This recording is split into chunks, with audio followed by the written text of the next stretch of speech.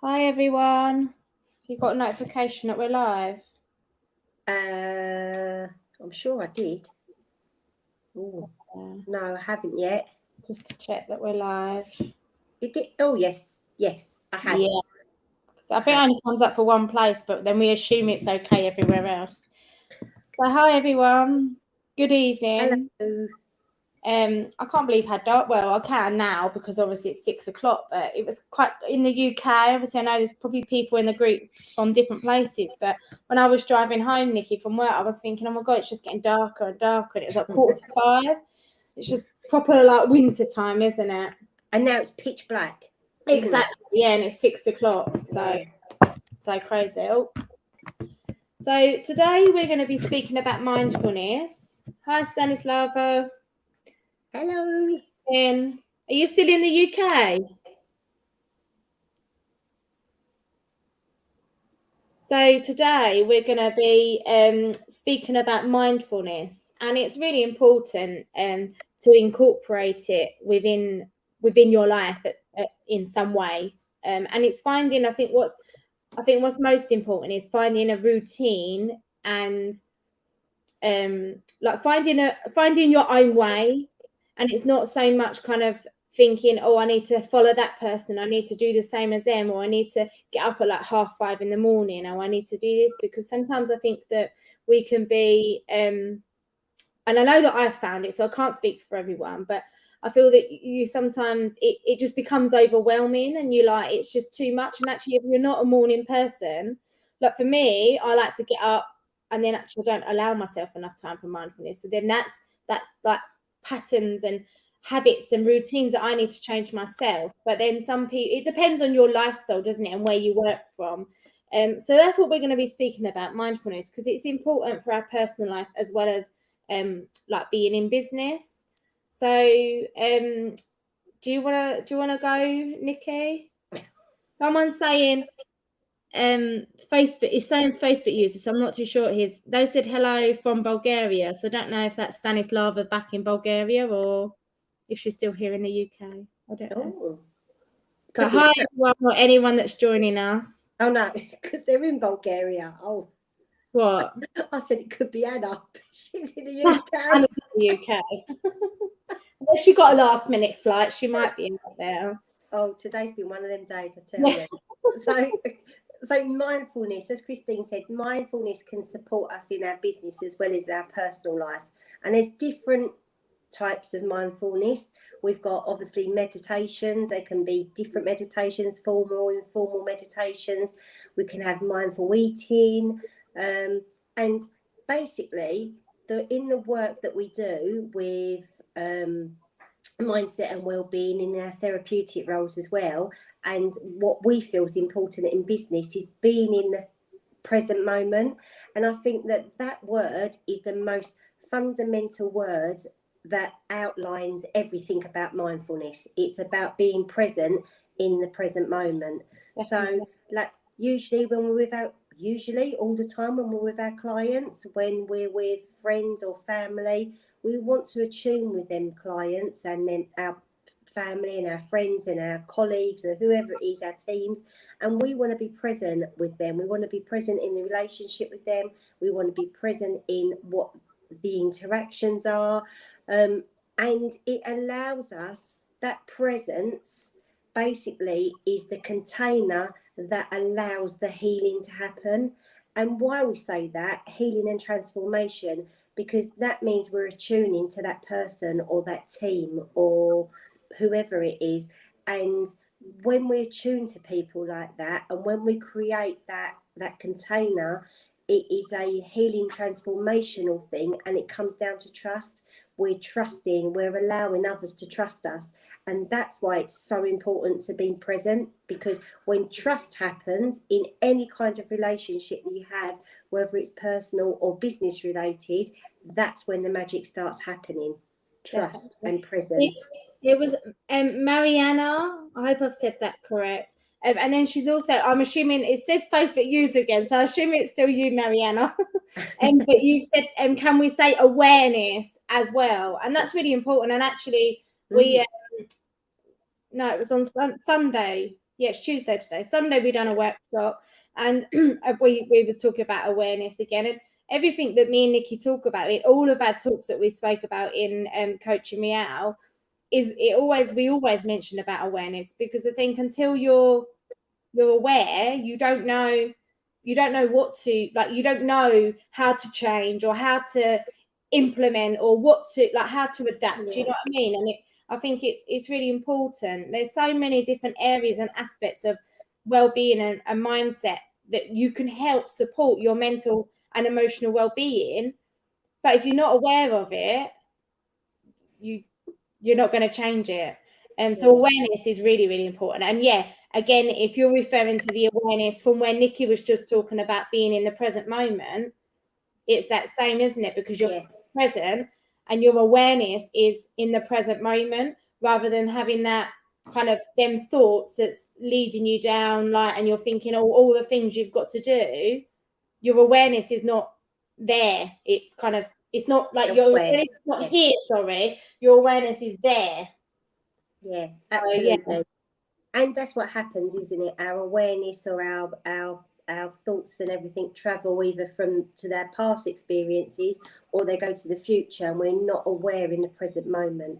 So it takes time to form trusting connections with people, doesn't it? And so in business, whether it's business or personal, these relationships are going to take time to form. And we know when obviously we're all in business to make money, apart from it being something that is passionate to ourselves and something that me and Christine always talk about. We're always put on this planet to do something.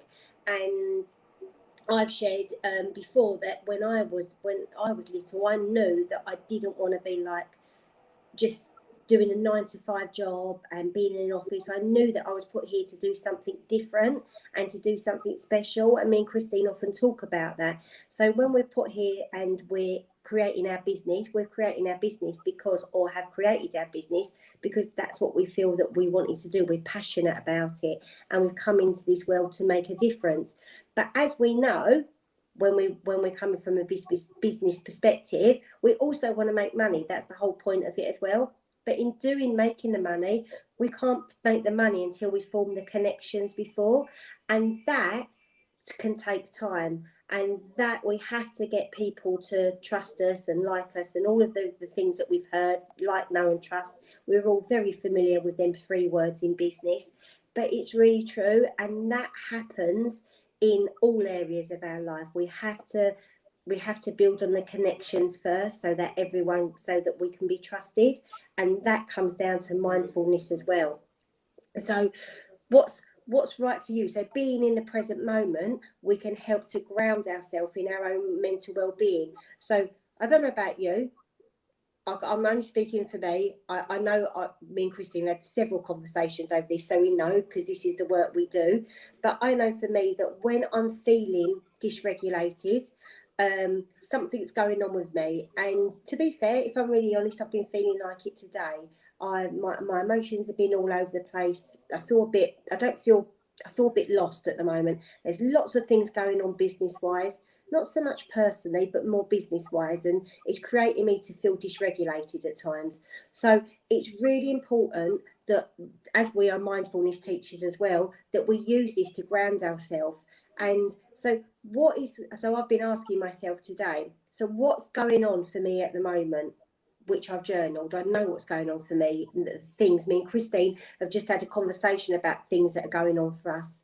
What's happening in my body? What changes? Well, I know that when I feel dysregulated, my heart beats faster, and I feel it in my tummy as well. So I know they're my sensory experiences that are going on for me. And in saying this could be something that if you have a team in business, these sorts of things might be going on for your team. So it's really important to try and incorporate mindfulness in all areas of your life, as well as your business and within your teams, if you do have teams. So then after you find out what's going on for yourself, it's a really good way to start grounding ourselves again. And we know about grounding, placing our feet on the floor, connecting with earth, thinking that we've got roots going through to the earth, so we're really centered and really grounded, and taking them breaths. We don't have to take massive deep breaths. If we just breathe as we normally do, or if you feel better taking deeper breaths in and out, then that's up to you. Everyone does breathing differently. And you know what? There's no right or wrong. I don't believe there is. Do you, Christine? No, I think it's just most important in connecting to your breath, and it's a simple kind of mindfulness technique that you can use because you carry your breath with you all the time. So often when I'm feeling kind of stressed and worried and tense for whatever reason, like I will sit there and I'll just kind of try and reground myself by just taking a few deep breaths. And like Nikki said, there is all different ones, because obviously if you like, you could like kind of breathe in, hold, and then breathe out, hold. And it's just about having that again, it comes back to having that awareness and being in a present moment when you connect to your breath. Yeah, absolutely. It's a simple tool that you've always got with you. Yeah, it's really powerful as well, our breath, isn't it? Like Christine said, it's the free gift that we've been given in life, and we don't use it enough. So when we connect to our breath and connect to it grounding us, it really helps. It helps to regulate us. Controls our nervous system. I'm looking for not controls. It helps our nervous system. So it does so much. And I think so that's what I've been doing today. I've been grounding myself. I've been connecting to my breath. When we're doing mindfulness, the best way to do it is there's a lot of meditations that you can do that you can lay down and things like that. And I do actually think that they're okay. But for me, I prefer sitting up, because then I've got my feet firmly on the floor. And mindfulness and meditations are not about falling asleep. They're about being in the present moment. However, some people do drift off because they're in a relaxed state. And if that happens, that happens. So today, like I said, I've been finding out what's wrong, what's going on for me, where am I feeling it in my body, journaling things, talking to Christine about it. I'm lucky I've got a business partner and a friend that I can talk to as well. And then grounding myself and connecting with my breath. So now I've helped my nervous system and I'm feeling better about myself. It's so important that we try and do this as much as we can when we're feeling anxious or stressed. It really does help. I'm not saying it's going to take it away completely, because like with anything we do, it takes time and practice. It's not going to, it's something, mindfulness and well-being and, like we say, self-development has to be an ongoing journey. It can't be, oh, I do it for like 2 days because I feel rubbish and then that's okay, I'll all be better and then it'll never happen again. You've got to keep on doing it. And like with anything in life, the more we practice and the more we do it, we get better at it, and it becomes like second nature, doesn't it? It becomes part of your life, and it becomes part of, this is one of my tools that I've got in my bag that I know that can help me when I am feeling dysregulated, stressed and anxious, or not sure, a bit lost, or whatever it is. So yeah, so really connecting with your breath and being in your present moment is a really good way. So we know that being in business can be lonely, and like I said, I'm lucky that I've got Christine as a business partner, and we go backwards and forth with our conversations, and we've got each other to have conversations with, shout out, get annoyed with, sound off to. And it's really important to have the relationships around you that you can do that. Not everyone's as lucky to have a business partner, but if you can find someone that can be your sounding board, or someone that can help you to talk through some of the things that you're experiencing, it really is beneficial in your business as well. Because obviously, you know what we like, when we feel lonely and we feel in that bad place, it's going to affect our well-being, that then is going to affect our business. So for instance, if I was working now, I'm not working now, but if I was working 3 hours ago the way I was feeling, I would have not been in a good place, and I would have not been able to get X, Y, Z done in my business. But if I had been working today, what I would use is the simple tools and techniques that help me with the grounding and the breathing. Walking away from it and coming back to it is a really good way as well, because sometimes we try, go on. I think sometimes we try and soldier on, don't we? And we're like, no, we get it done. But actually, sometimes just to stop Yeah. and take a break and walk away from it and come Yeah. back from it. I went out for a walk with my dog Bailey today, and then when I come back, I felt better than what I did when I went. Just things like that, simple things. Yeah, and that's what I was just gonna say with the breathing. I was thinking about it earlier when you like carried on talking, but like I guess taking that moment where you just connect with your breath and you take a couple of deep breaths can just allow you to kind of calm down and then like take some time, like Nikki just said, a break, but then it allows you to respond rather than reacting in that situation. Yeah, definitely. Other mindfulness things. So obviously there's a lot of things that come into mindfulness and well-being, isn't there? And all of this is going to help in your business. But feeling gratitude, so being grateful for things, really helps with mindfulness and well-being. So even if we're having the worst day ever, there's always something that we can be grateful for. Even the simplest things, like there's water to shower, there's toothpaste to clean my teeth, the clothes that I'm wearing, the sun shining, just anything to be grateful for. And I think once we start to incorporate gratitude into our life, it really helps lift our mood. It really helps to show and have a sense internally what we're grateful for, because there's always something we're grateful for. Even if you're experiencing the worst time of your life, you're still grateful to be alive. And yes, it might be difficult, and I'm not trying to, when we talk about this, we're not trying to take away from the fact that some people go through really horrendous things in their life, and being mindful is not taking that experience away. It's not. But what mindfulness and well-being do, and what we want to incorporate and what we do as being therapists, is that it integrates as part of your life. It doesn't become your whole life. And in sometimes when we've experienced trauma in our life, as we know, it impacts on several areas of our life, and this will impact on our businesses. It will impact us when we have clients. It will impact in the work that we do. It will impact the teams that we have. So it will impact our family. It will impact our friends. It has an impact on everything. So being grateful for the smallest amount of things that you can starts to change your neural pathways in your brain, and it's really it's a really good way of being mindful, isn't it, Christine? Gratitude. Yeah, definitely. We all have unwanted thoughts that come to us, don't we? And I think part of mindfulness as well is having these unwanted thoughts. So it comes back to past experiences and maybe trauma that we've experienced, that we do have all unwanted thoughts. Every single one of us, because we're not perfect, we are really put on this earth to, I read something today and it really resonated with me, and we have said it before. It was a quote, but I can't remember who it was, and it was something like that: people just wanted to be on this earth to experience pleasure, and everything was going well for them.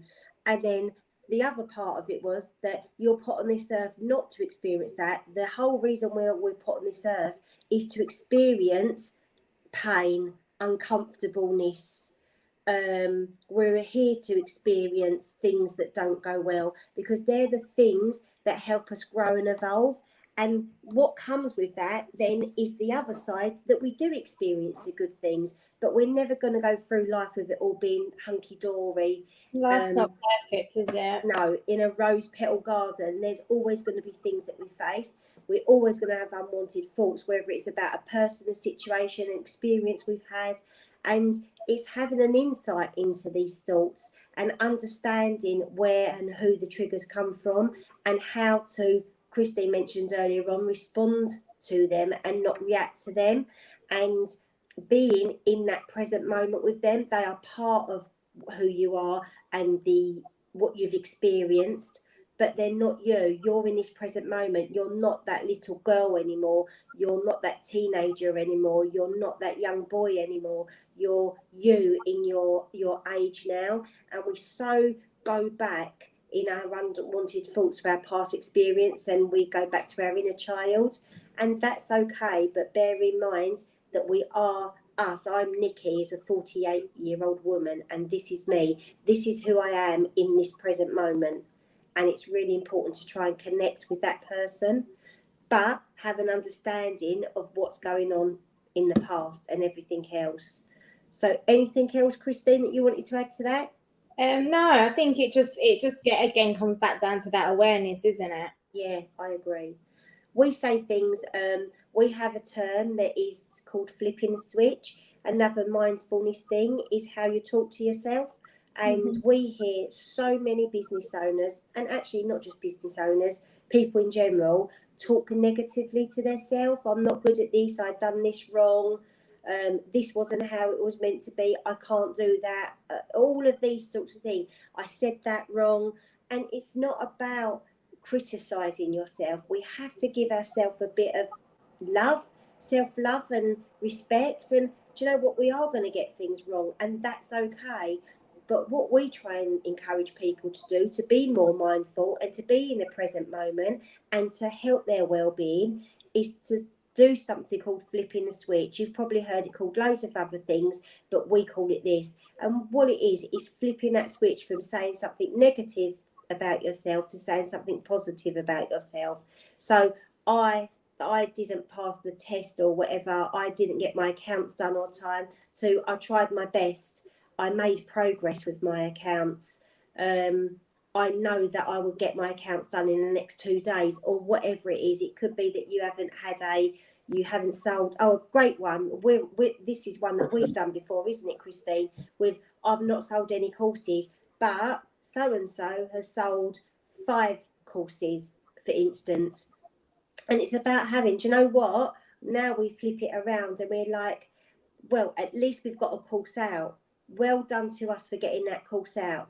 Next time, someone will buy the course, but it just takes time. So it's flipping that switch and turning the negative into a positive. No one bought it this time, but now they can see and they know who we are. Next time, 2 people will buy the course. So it's just having an understanding of how you talk to yourself. I'm not good at that. I didn't do very well, but I'm trying to do better. I didn't pass the test. However, I will pass it next time. I tried my best. Something like that. Try flipping the switch. And it's always important to have reflection time for yourself. And I don't think we do this enough. Like you could say reflection, journaling, mind dumping, whatever you want. But a lot of people hold so much in their head, and it's really not good for our well-being, especially when we're in business or personally. We have so much, we hold on to so much during the day or during the week or whatever it is, that get into a habit of dumping all of that stuff onto paper. Did you want to add anything to that, Christine? No? You sure? Yeah. Yeah, so reflection time, mind dumping, journaling, whatever you want to call it, it's a really, really good way of helping with your mindset and well-being. And do you know what? It is part of mindfulness, because you're connecting with the present moment. You're connecting with everything that's in your head at that time, and you're getting it out onto paper. And then as you keep writing, and we've spoken about this before, it doesn't matter what you write, just keep writing. And the more you write, and the more you get used to it, it might seem weird at first if you're not used to it, but the more you write, the more you can get some clarity on the things that you've written, and the things that are maybe a deeper issue for you, or the things that may resonate with you more. So just keep on writing, and until you'll know when you've got to the thing that you needed to get to, or the thing that was bothering you, or you'll know when you start to feel better and feel like it's been lifted. So if you don't do it, we really recommend doing that, because it's a really good mindfulness technique. Forgiveness is a really big one. Forgiveness is a really helpful mindful technique. A lot of us hold on to a lot of hurt and a lot of pain. And when we hold on to a lot of hurt and a lot of pain, internally we absorb it all into us. And instead of doing that, and while we're doing that, we then project all that hurt and pain onto other people or other situations. So what we try and do, and what we teach, is that, do you know what, it's okay to forgive people that have done you wrong or hurt you or been disrespectful to you. And as soon as you start to really forgive, not just forgiving and say, yeah, I forgive you and that's okay, but really mean it, really learn to let go and forgive, it really helps. And again, it helps us to stay grounded. When we've got all of that hurt and anger going on and that pain, we're not in the present moment. We're dysregulated. And as soon as we become dysregulated with a negative emotion, meaning anger or something like that, because we're holding on to it, then the dysregulation happens and we can't be in that present moment. Now, don't get us wrong, every single emotion, and I don't mean negative emotion, I'm just saying negative to give you an idea of what it is, but every emotion is okay to have. We all experience all emotions, so it's not suppressing them emotions, but we know when we're holding on to hurt, we know when we're holding on to pain, we know when we're holding on to guilt. Anything like this all lowers our vibrations, and we've spoken about vibrations and energy before. And what we want to do is we want to be able to forgive people, really forgive them, and let it go, and to be able to be in that present moment, because we deal with things a lot differently when we are connected to ourselves and that present moment. And it's the same, I think, comes like with guilt.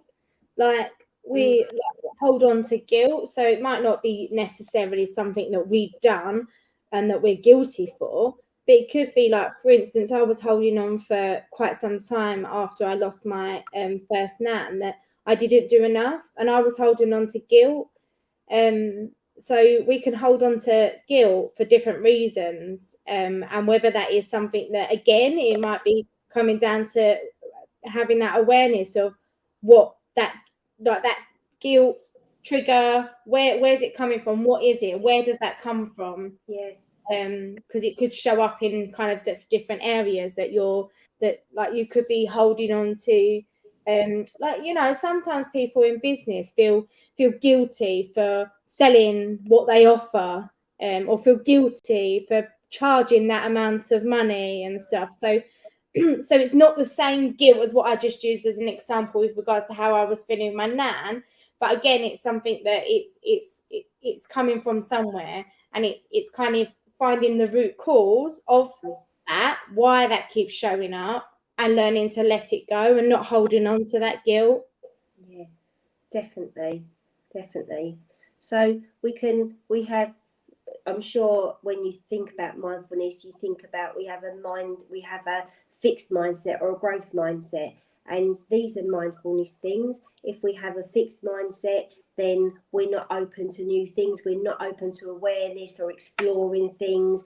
We allow criticism, comparison, self-sabotage. All of them things are coming from a fixed mindset. When we operate in the present moment from a growth mindset, then we're coming from more awareness, openness, exploration. We feel elated when people are doing well. We're not comparing ourselves to people. Me and Christine do compare ourselves to people. So we're not going to sit here and say our mindset is fully grown, because we all go through stages. And this is the thing. It doesn't mean that anyone is better than another person, and we're not going to sit here and preach to you and say, yes, we've got everything sorted in our business and life, because we haven't, and nobody has. And I think that's the thing when you're in business, especially when you're in the mindset and well-being stage. Everyone thinks that they're the gurus of everything because they know so much, and they do. Everyone knows a lot in their field, whether that's sales, marketing, mindset, spirituality, I can't say it, you know what I mean, spiritual, Yeah, spirituality. whatever it is, everyone is a professional in their field, but we still go through the same things. We still struggle with our mindset at times. We still struggle with spiritual stuff at times, or sales at times, or marketing at times. We all go through the same things. Part of the journey, the process, isn't it? Yeah, it is part of a journey, and exactly right. Everything is a process, and it is a process that we go for.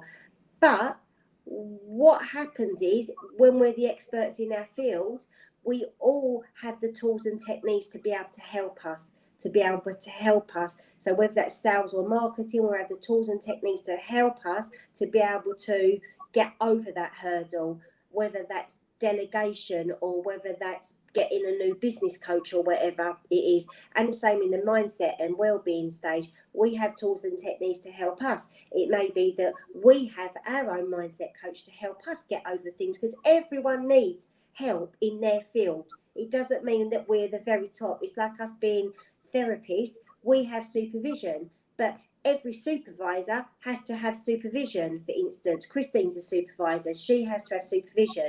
So it's the same in the business industry. We all need support from other people, and it doesn't mean that that person is absolutely perfect in their business and they've got everything sorted, because nobody has.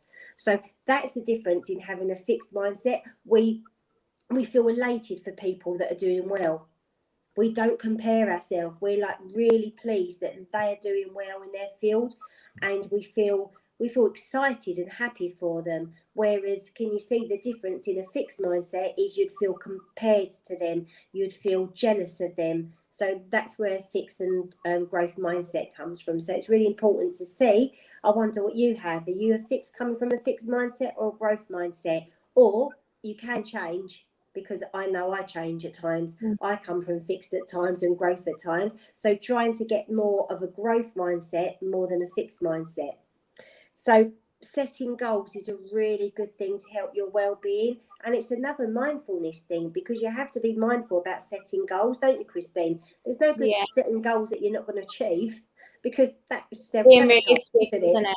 Exactly. So everything comes down to mindfulness, well-being, and awareness, as we spoke about, and being in the present moment. Setting goals, be realistic, be mindful with the goals that you set, and make sure they're realistic so you can achieve them as well.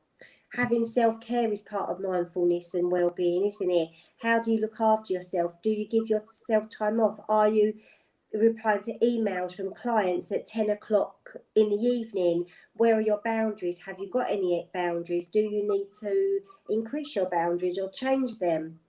So learning the importance of self-care and boundaries, and having simple tools and techniques to help you, will really help with your mindset, your well-being, and keep you more mindful in the present moment.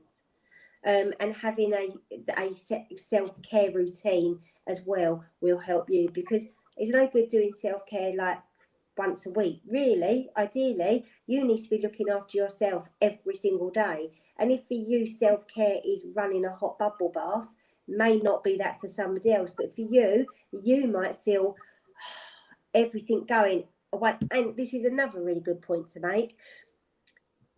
I don't know about you, but I am quite an empathic person, and for that I take on a lot of people's energy. I take on a lot of people feel that they can dump on me because I am a nice person, if you like. And when you're an empathic, you take on people's energy, and you take on everything because they feel safe dumping things on you. But in doing that, you can feel really drained in doing that. And for me, having a shower or going for a walk really gets it out of me, instead of holding on to that energy. So making sure that you have a self-care routine that helps you. So for some people, you, isn't it? Yeah. So for you, Christine, it wouldn't be a bubble bath. You never have baths, do you? No. I rarely have a bath. For me, I prefer a shower. So having a shower helps me. Going for a walk helps me. So make sure that you're having these self-care, but you're doing daily self-care. And me and Christine often speak about it doesn't have to be expensive. We're not talking about treating yourself to a spa, even though that would be lovely, or getting your nails done or your hair done or whatever. But whatever works for you, then you do, and have that self-care routine for you daily, because it really does help with your well-being, and it will keep you in the present moment, which means that you're being mindful. Is there anything else that you wanted to say, Christine? No, and I think it's just kind of summing it up, like mindfulness. And like, I know Nikki, you touched on it like at the beginning. It isn't necessarily about that you've got to give yourself like 20, 30 minutes to an hour to do some of these tools and techniques. Like if you do a 5-minute mindfulness in the morning, like that's good. And again, it might not be about kind of having that that fixed routine that you have, like in the morning you got to do it, or at night time you got to do it. But it might be that you implement it throughout the day. So you take that 5 minutes to have a cuppa, you'd step away from your laptop, you step away from your work, and you take that 5 minute break and you sit out in nature. If it's dry and it's nice, or you can sit in the rain if you want to sit in the rain, and have a cup of tea or coffee or whatever, and just connect to your breath and that present moment and the awareness of what you might see and hear around you. That's simple, and that would be good to kind of implement that kind of in the day. So again, like coming back to what Nikki's saying, it is completely different, like for everyone. And obviously there is different. Like, I think sometimes people, I mean, a lot of you are probably aware of kind of mindfulness and meditation, and you probably already implement it maybe already in your day. But I think a lot of people that might not know about it get caught up in the moment that you have to sit there, you need to kind of like with your legs crossed, and that's formal meditation. And so you can do like body scans, and they're really nice meditations, don't get me wrong. And that's formal meditation. But then you've got informal meditation, where actually you can do what I just done. I didn't just do it, sorry, I just said. And by having that 5 minute break and sitting out in the nature, connecting with your breath, like that's informal. You can do this where even when you're like washing up, connecting with your breath and being present in that moment. We get caught up in our thoughts so often that we're thinking about what we've got to do next, and we're all guilty of it. But it's just finding what works for you, and it's finding strategies and techniques that can eliminate you doing that all the time and bringing you more in the present moment, and giving you then tactics that you can use in them moments of like challenges and stress, to allow you to kind of reflect on the situation or the experience or whatever that might be, for you to then kind of respond, or whatever it might be. You've got that awareness. If it's something that keeps showing up, you're like, what is this? This keeps showing up. What's happening? Where am I? Who am I with? And then it's having that awareness of what you're being triggered with, and then you can kind of prevent it from happening, or you can use situations if you can't avoid it, and it might be someone that you cross paths with at work or something. Then think about, okay, what can I do to help me in that situation?